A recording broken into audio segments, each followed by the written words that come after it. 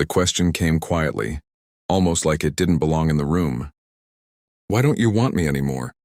I was standing by the kitchen sink, staring at the reflection of the window in the dark glass, my hands resting on the cold edge of the counter.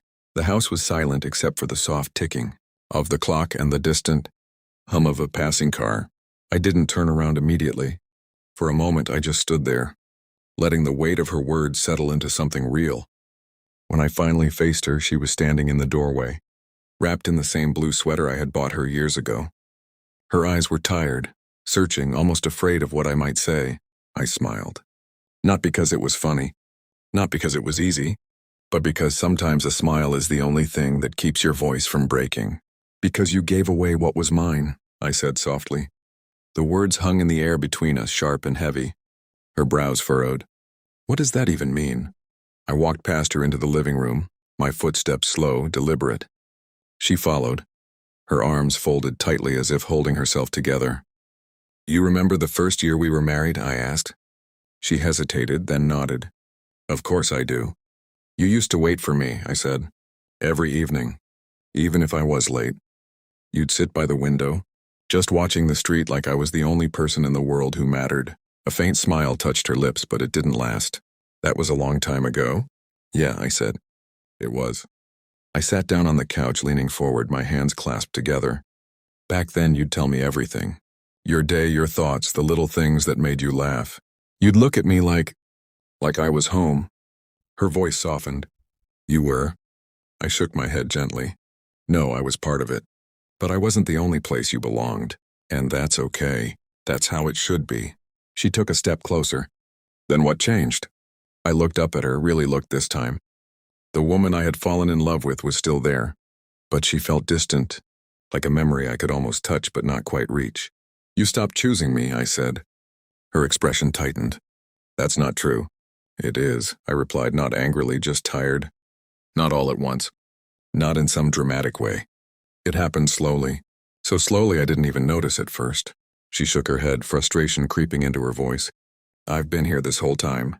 Physically, I said, yes. That hurt her. I could see it. Have been? She asked, her voice trembling. With everyone else, I answered. The silence that followed was louder than any argument. You gave your time to your phone, I continued. To people who barely know you. To opinions that don't matter. You gave your energy to proving things to strangers. Your attention to everything except us. That's not fair, she said quickly. I've been working, taking care of the house, trying to keep everything together. I know, I interrupted gently. And I see that. I really do. But somewhere along the way, you stopped seeing me. Her eyes filled with tears. That's not true. I stood up, closing the distance between us. Do you remember? The last time you asked me how my day was and actually listened to the answer. She opened her mouth, but no words came out. Do you remember the last time you sat next to me without your phone in your hand? Or the last time you touched me without it feeling like an obligation? A tear slipped down her cheek. I didn't lose you to another man, I said quietly. I lost you to 1,000 little things that slowly took my place. She wiped her face, shaking her head. I didn't realize. I didn't know it felt like that for you. I know, I said. That's the problem. She looked at me like she was seeing me for the first time in years. So what now, you just stop loving me? I took a deep breath, feeling the weight of that question press against my chest. No, I said. I didn't stop loving you. Her eyes flickered with a small, fragile hope. I just stopped feeling loved by you. That broke her. She covered her mouth, a quiet sob escaping before she could stop it. I never meant to hurt you. I know, I said again. You didn't wake up one day and decide to push me away. But it still happened. I walked over to the table and picked up her phone.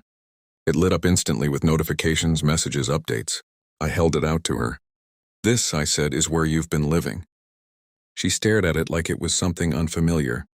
And I've been here, I added, placing my hand over my chest. Waiting. Just like you used to. Her shoulders shook as she cried. Why didn't you tell me? I tried, I said softly. Maybe not in the right way. Maybe not enough. But I tried. She sank down onto the couch, her face buried in her hands.